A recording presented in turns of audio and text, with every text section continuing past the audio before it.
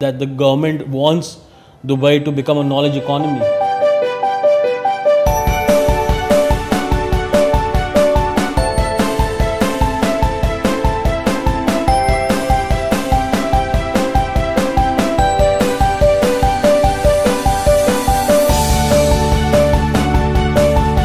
Abhishek, in terms of central India, the region, you lead one of the largest private university schools there.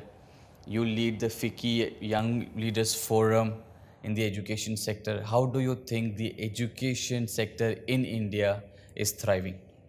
So the education sector in India, especially in central India, is on a boom.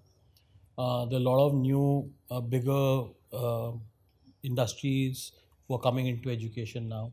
So it's getting more competitive, which is, I think, good because when this kind of things happen, the people who are just there for the sake of being there weeds out eventually.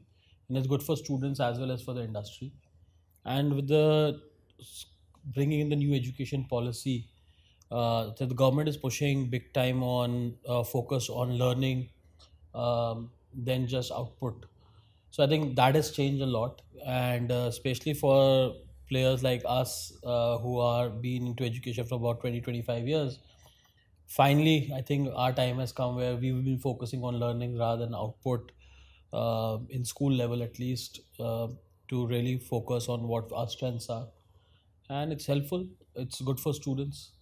It's good that they are getting opportunity which probably we didn't have ever. And it's very important for their development as well because when they when students get opportunity to learn different technology aspects, different social life skills aspect, it makes them confident, it makes them stronger, it makes them more open minded, and it's overall good for the development of the human capital of the country. You stressed upon human capital. Now, we are blessed with the youngest human capital in the world. We can be the capital who can actually give a lot of HR to people around the world. A lot of people here, you are sitting in a land where 3.6 million Indians reside. An important aspect in the education system is skilling. You as somebody leading right from the schooling to the university level, how do you think is the skilling and upskilling market, and how are we doing in that particular domain? I think skilling is very important. The government of India's skill development mission has really pushed the whole gambit towards skilling, and now we see even skilling universities, specific universities coming up. Uh, I think skilling was always there in education, but was not very highlighted or very focused upon. It was more like a byproduct of what we are teaching. But now what's happened with skilling is that it has become the core product. So the curriculum is designed based on the skills which needs to be done, and the teaching is done around there. And I think very important because at the end of the day, when you go to a job market or if a person looking for a university, they hardly see what you have learned in like totality, but they really focus on what skills you have. So if you have great life skills, you have great tech skills, and you have a great the analytical skills. So some of these common skills which are there, you are more employable. You are more or less get better offers in the universities, scholarships. So I think skilling has its part. Uh, as far as we are concerned, we are doing one obviously in the classroom with the students at the university and the school level both. We focus on skills. We have shifted our focus uh, from in our degrees on only learning outcome to skill outcome. So all our university degrees at Jagran Lake City University are now we first write the skills required. So the curriculum designing has been done reversely. We first ask the industry, okay, this is a so example we are doing an advertising PR degree. So we will have a industry board which will say these are skills required for advertising, these are skills for PR. We built in those skills first and then design the curriculum around it. Plus, a lot of focus has also given to the industry exposure. The internship periods have risen from a traditional 30 days to from anywhere between 90 to 180 days, roughly 6 months.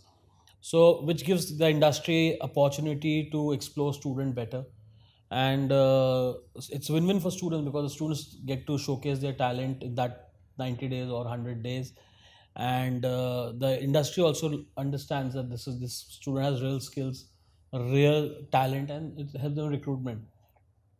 So skilling is very important. We have just launched a platform where we are focusing on mentorship a lot, and I think mentorship is also part of skilling in a way, because when you have the right set of mentors, they will tell you what kind of skills are required for that industry, and it's the start. And when the student identifies, has the exposure of, okay, this is a skill and this is the career I want and this is the skills I need to have, then they start focusing on, okay, how to acquire it. Might be through a edtech platform like Coursera, it might be in the curriculum, or it might be just small workshops or things like that. So then students are very smart, they start developing, they start picking up those skills from outside the university or the schools and build up their portfolio, and it helps them eventually. So it's really interesting that you said, how do you marry the concept of reverse engineering, understanding the industry skill set requirement and marrying it to the curriculum? How do you think in the present scenario technology is impacting or enhancing the education system? The role of technology. Yeah, so I have a very strong belief in education. Teachers can't be replaced, and this has been a talk of town from ever. I think from last at least 5 6 years, especially during when the COVID hit and everyone went on online mode. But as an education promoter, I see that the kind of education what we were able to deliver through an online medium, through a technology platform, for that matter, is not the same what we can deliver in the class. Because in class it's more of human touch, it's more about understanding individual requirements, it's about understanding the emotion of the child. So technology can be a great enabler, great supporter for a faculty member teaching inside the class, or a student who wants to do additional things, but it cannot really replace a teacher. Today only I was discussing in one of our meetings where they were discussing about the hybrid teaching methodology. So I was putting the same point, because school is more for social skills, learning teamwork, learning to mix with other people, and if you're sitting in your class, in your home, sitting on screen, you can't do that. No matter how 30 40 children are running and shouting on a screen, but you can't learn those skills. So technology is obviously here to stay in education. It's going to expand, but it is going to expand in way of giving more opportunity to students. It might be expanding on collaborative teaching.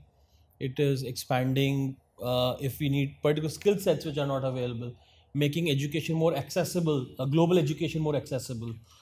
In those sense, technology plays a very big part, but I think core teaching still remains the forte of the teacher, which is inside the class. And I think to change that, it's going to take a lot of time. Great. In terms of, technology as an enabler, it takes you global, it gives you global access.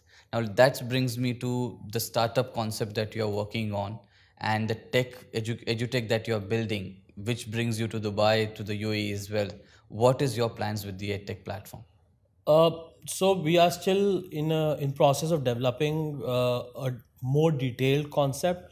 It's more at the ideation stage. So what we are trying to do is uh, we because we have a backend in school and university, and we already know if an X skill is required, this is the kind of curriculum required. So we are going to identify skills which are required in Dubai, or which are the priority areas of the government, and put curriculums around them. As I said, these are not going to be degrees, or these are not going to be certificate programs or diplomas. These are small 30-hour, 40-hour programs. And the good part we'll try to do is get mentors around it, because I think mentoring is very very important.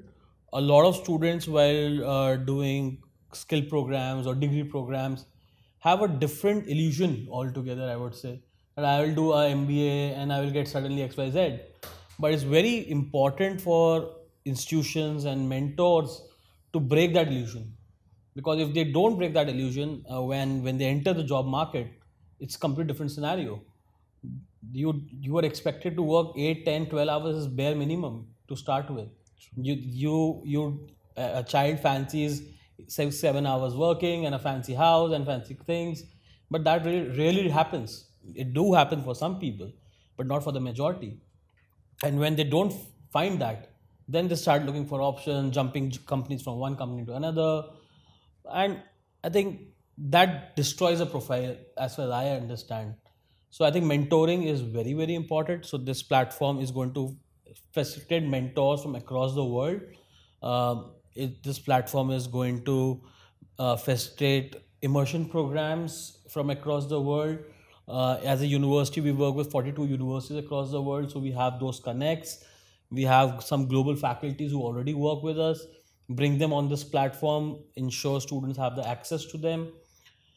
So idea is this platform will become like a collaborating tool between a lot of various places, from school to university and even beyond, people who are at 1 to 5 years of work experience segment. So that's the idea. Obviously, more development needs to be done, more market research needs to be done, but in a broader sense, that's what we're looking at. How do you find in terms of building a new enterprise, building a new startup, in particularly this domain? You are in Dubai, this is your fourth trip, and you met some very interesting people today.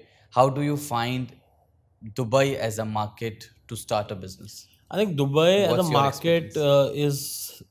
I feel it's amazing. It's a mix of our own Indian system with the European culture. People are very inviting and very welcoming, and I think that's very, very important. Uh, I think, especially for us being from an education institution, I believe and I get an impression that here education is focused on. It's one of the priority sectors of the government, and I was reading somewhere, I mean, that the government wants Dubai to become a knowledge economy, along with the financial hub, obviously, and the trading hub. But education is paramount to them. And I think for a country, if education is paramount, I think a lot of things have been thought really hard, and they have given priority, and they understand the importance of it. So I think from that point of view, for me to come in the system, and setting up a edtech platform or other facilities around education, I think it's a very encouraging thing, what I see and what I discuss with people. So I'm hoping that once we settle down well, we have multiple opportunities, meet different people, and I think work well. I mean, if you have a clean slate to work on, it's always easier to plan. You don't have a baggage around you, and plus, if the government is transparent enough, your all effort goes towards growing rather than firefighting, which we do a lot of times. And I mean, we're mostly stuck in doing firefighting and then not thinking progressively. So I think what looks appears to me till now that things are very transparent, welcoming, and a lot of time can be given for productive thinking rather than doing firefighting. And I think as an entrepreneur is very, very important that you get that support, you get that initial launch pad, I would say. And if you have that, I think then sky is the limit.